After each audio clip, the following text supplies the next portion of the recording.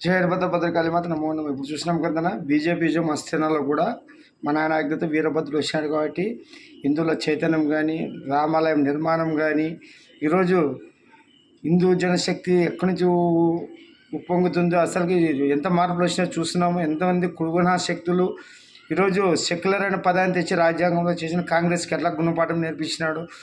వాళ్ళు డైరెక్ట్గా సెక్యులర్ అంటే అందరికి సమానంగా ఉండకుండా ఒక వర్గానికే కాపుగా ఇది మేము వాళ్ళకే సపోర్ట్ ఇస్తామన్నందుకు పనిష్మెంట్ ఎట్లా చూపిస్తున్నాడు కదా. శివుడు ఆజ్ఞ లేనిదే ఏది జరిగిందన్న శివుడిది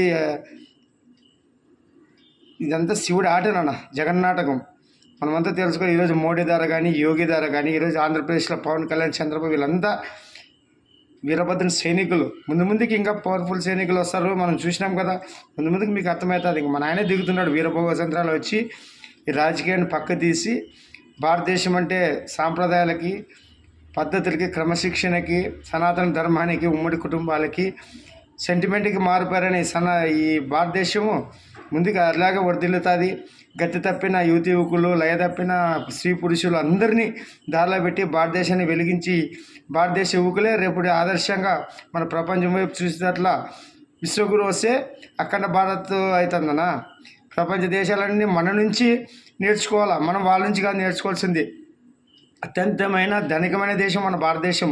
అందరూ వలసలు వచ్చి పోర్చుగీస్ డచ్ తర్వాత ఈ బ్రిటిష్ వాళ్ళు వచ్చి ఈ విధంగా మనల్ని ఈ విధంగా చేసినారు అనమాట. అందుకే రాబోయే రోజులు ఏమి ఇటువంటివి ఏమి ఉండవు.